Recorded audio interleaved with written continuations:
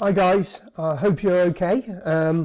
This is the first time I've tried making a video like this, particularly when you're going to hear my family in the background as well. But what I thought I would do is very quickly just go through the cognitive explanation of schizophrenia. You can see my face.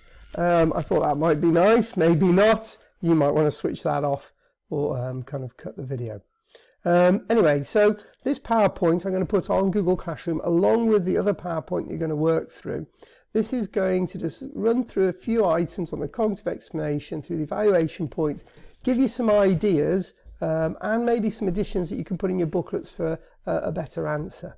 Now, as you can see there on the bottom, it's page 29 and 33 in your purple booklet. You might want to pause the video now and get that booklet out. Great. And so we're going to be able to write a few notes on top. Right. Sorry about the noises. Let's get through with this. So, right. First of all, cognitive explanation. As we know, the main individual differences explanation for schizophrenia is a psychodynamic approach, which you should have done last week. So this week we're just looking at the half section. So really you've got to be able to describe this in a paragraph, maybe 2 paragraphs at the most. You've got to really have 3 evaluation points for this. If you can peak them, that would be brilliant. Now, as you can see on the bottom of the screen right there, I can point it down there. There is an Eleanor Langdon TED Talk. I'm going to put this on the Google Classroom. Really interesting listening to her, listening to her experiences, and then you'll be able to relate it to the cognitive approach. You'll be like, right, I see how that fits in. She's a brilliant speaker as well. But if we're thinking about the cognitive approach, how does that compare to the psychodynamic explanation? This is good in a link for a paragraph on describing or evaluating. First of all, cognitive approach takes a more scientific approach. Yeah, unlike Freud, who really just looked at the writings of a judge who had supposed schizophrenia, this takes a much more practical, more objective approach using scientific methods. It's more logical, as you will see. It will go through in a very logical, formulaic manner. And the one thing that is good, it doesn't blame the family. As we know with Freud, he talks about parenting, schizophrenogenic mother, talks about the way the mother treated the child. We can see that very much that blames families for someone's mental health, whereas this does not. So it focuses on this kind of multifunctional cognitive processes, meaning it looks at different aspects of cognition. And so we've got written on there perception, we've got attention, we've got those kinds of aspects, rather than this kind of subjective thing on the unconscious mind that really any evidence for. And I think probably, like me, a lot of you might be skeptical of the psychodynamic explanation of schizophrenia. Right, now some terms that we really need to know when we are looking at, and if you can see my son behind me on the camera there with his Nerf gun. Anyway, words that we need to know when we're looking at the cognitive approach. Cognition. You should know what this means. And I always like to think of cognitions as like cogs that move around in your head like a machine. And these cogs do different things. So if we're looking at perception, reasoning, intelligence, understanding, language, of course, language and perception are very important for schizophrenia. It's how those cogs work and if they're working correctly. A cognitive bias is when we make a mistake, when actually those cogs are working and it doesn't work quite right, and we change the way that it works. Now, cognitive biases are not specifically referred to in your booklet, but do refer to one of the theories. Maladaptive just means when it stops working properly. There's a fault in the way those cogs are working. Preconscious. This whole idea that we taking information before we're consciously aware. We take in lots of information, and by doing that, we have to filter out that. So we call it preconscious. Freud actually came up with this idea. Cognitive psychologists have backed him up on this one. So here we go, Freud contributed a little bit of cognitive psychology. Now, a cognitive deficit means when something isn't working, it is not right. So when those cogs stop working, it's not that they're working wrong, it's just that they stop working. And so that's what we're talking about, cognitive deficit, obviously linked with negative symptoms and disorganized symptoms of schizophrenia. You know, if someone can't organize their thinking, if they cannot use language, it's because there's a cognitive deficit, it's not working correctly. Perception is really interesting. We think of perception as taking something from our physical world and then creating this kind of mental image or mental sound in our head, where that's not quite right. It's when there is something in the physical world or we take some information in, but it's how we represent it, and how we represent it might not be identical to what's going on. So obviously perceptual factors are core to schizophrenia. Right, 3 explanations that we're going to look at. If you see on there, on the top there, and point up there, like that, page 29 to 30 in your booklet, what you might want to do is turn to those and make some additional notes off the things that I say. Right, so our first idea is this idea of faulty cognitive processes. Now, this was developed by someone called Morrison, who made some quite clear observations regarding schizophrenics and the way that they process information. Now, this is where the cognitive biases aspect come in, where cognitive biases are created. So according to Morrison, you know, when we get tired or when sometimes we get stressed, we actually make mistakes in our perception. I don't know if you've ever been in the situation when you're really, really tired and you're with some other people and they're talking, you're just really tired, or maybe you haven't had sleep for several nights, and somebody says something and you're like, hang on, did I say that or did they say that? What's going on? Now, we have those quite often with sounds and our talking, but also with perceiving things, particularly when we are tired. Now, according to Morrison, what will happen is we have those experiences, but a schizophrenic will process them differently. Their perception and idea of them will work differently. So they will now believe that those things are real, or that they are attributed to themselves.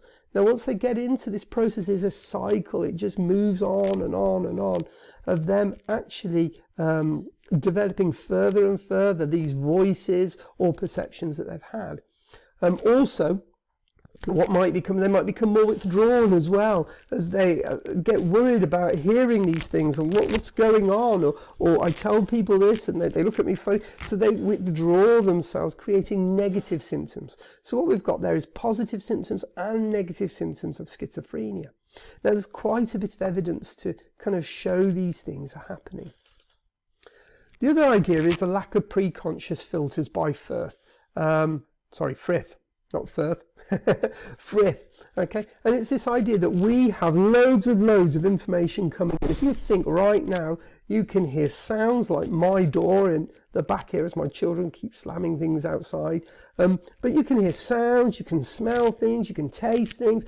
All of that information is coming in. Now, what your brain has to do is organize that quickly and identify things that are important. Then when it's identified the things that are important, generally it's in the prefrontal cortex, we then perceive them.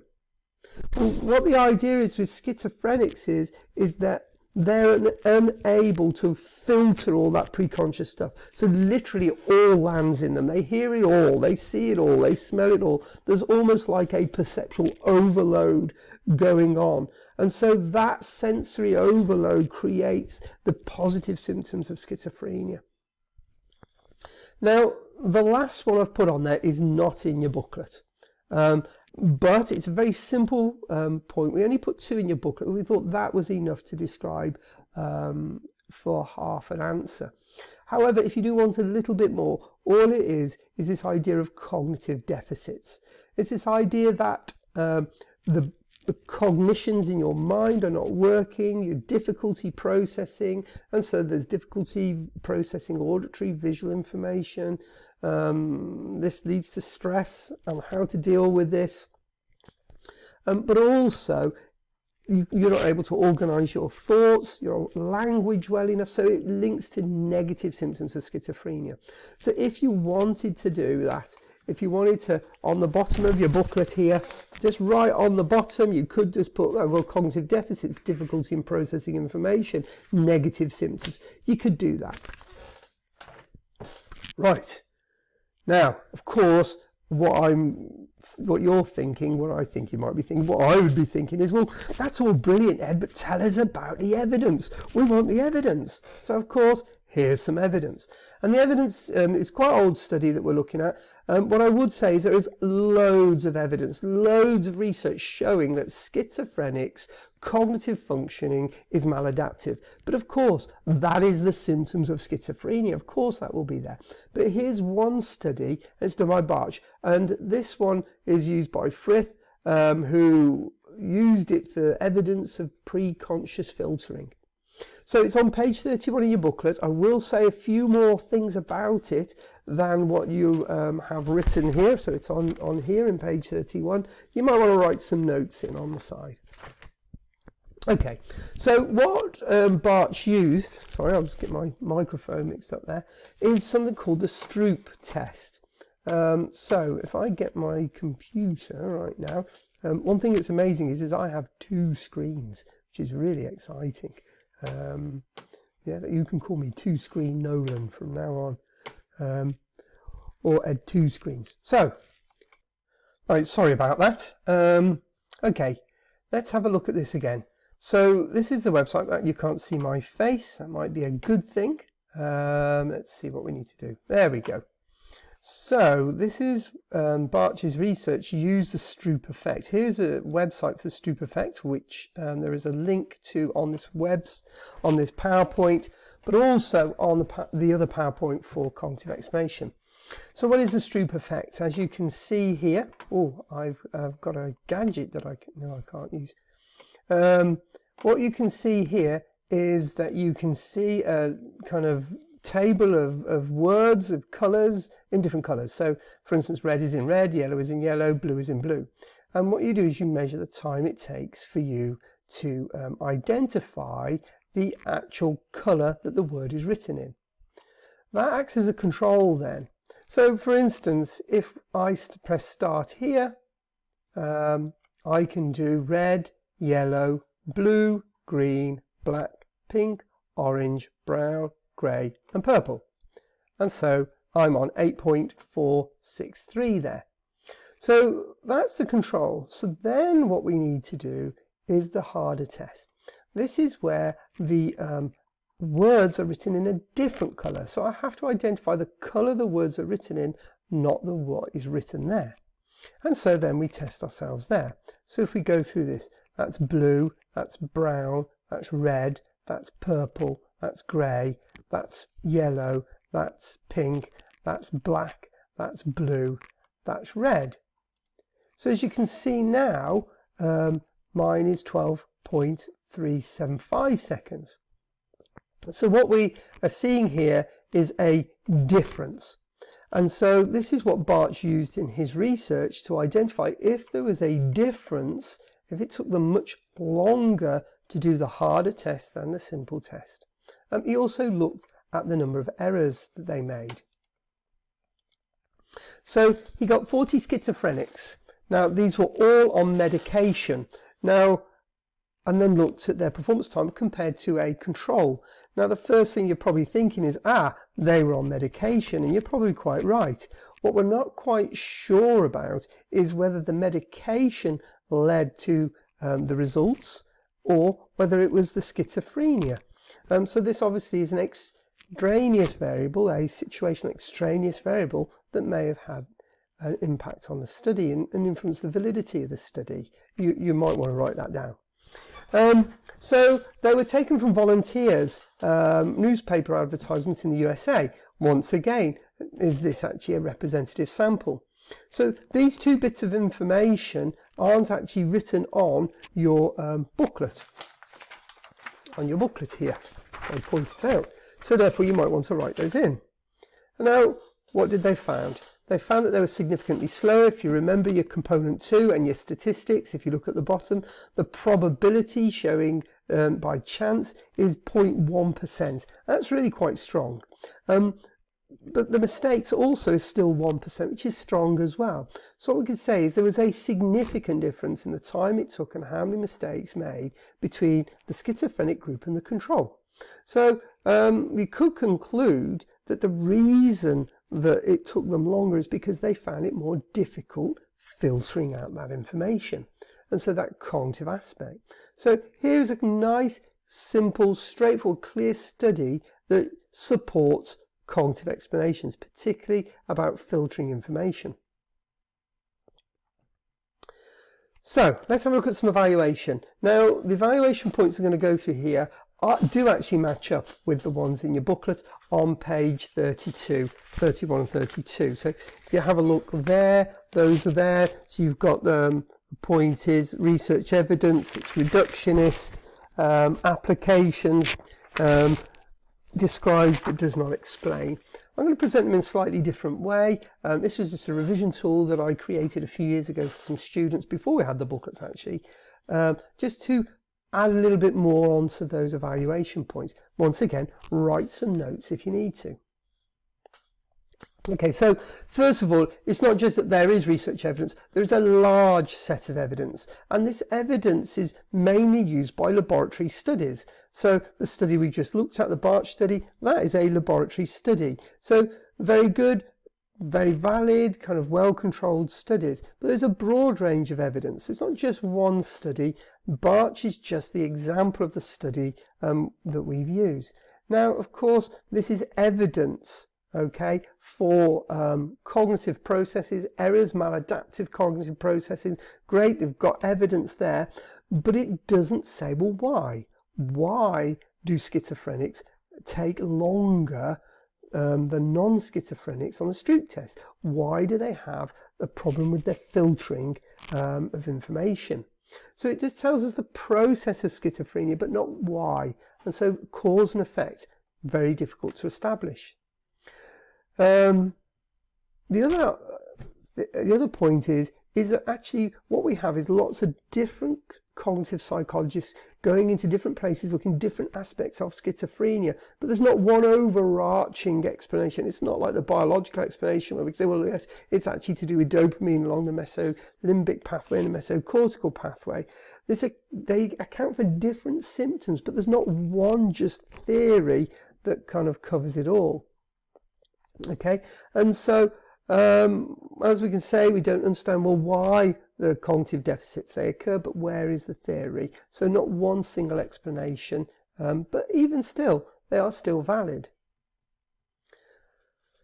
The main point is these explanations are applied, and it's applied through CBT. And if you can have a look at the research there, we can see that if schizophrenic are resistant to medication, the medication doesn't work, then 50% of schizophrenics receiving CBT, okay, showed some kind of benefit from it, being able to ease them from their symptoms and to control their symptoms, whereas only 31% of a control. So it does show that it has some effect. So this successful application does indicate that the theory is valid. However, what we do have is contradictory evidence. This is not in your booklet. That might be good. The J. Haas study there, they did some research and said, well, look, it doesn't have much effect. And even if you do look at the Cooper's study above, okay, 50% and 31%, so it's beneficial for 19%, still not a great number.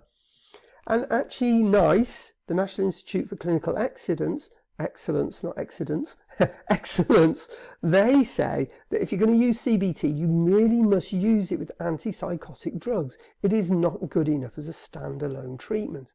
Now, there are some more modern treatments that you saw on the film about using visualizations and films. They work, they're very expensive, they're still in infancy, but they still really need to be used with the drugs. What is that telling us? Well, that's telling us that the biological explanation of schizophrenia is a much stronger one.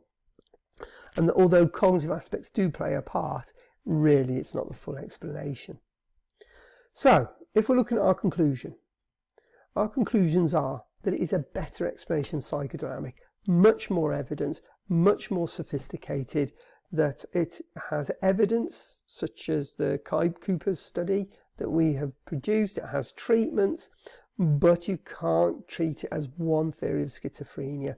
You can't say that is it, we now explain schizophrenia. It really has to be part of a combined model of schizophrenia. On its own, unlike the biological approach, which you could probably say, well, look, there's underlying biological causes that cause those cognitive effects. You can't really treat this one on its own.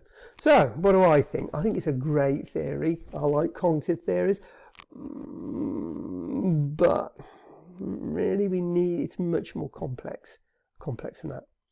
I'm hoping this video has helped you out. I hope you've got some points. What I'd like you to do now is go and look at the other stuff on Google Classroom and have a go at the essay. Okay? It was nice seeing you. I might just tell you a psychology joke as well at the end. So, why does Cleopatra not go and see the psychotherapist? Because she is the queen of denial. Hey! Right. Okay then. You take care and I'll see you later.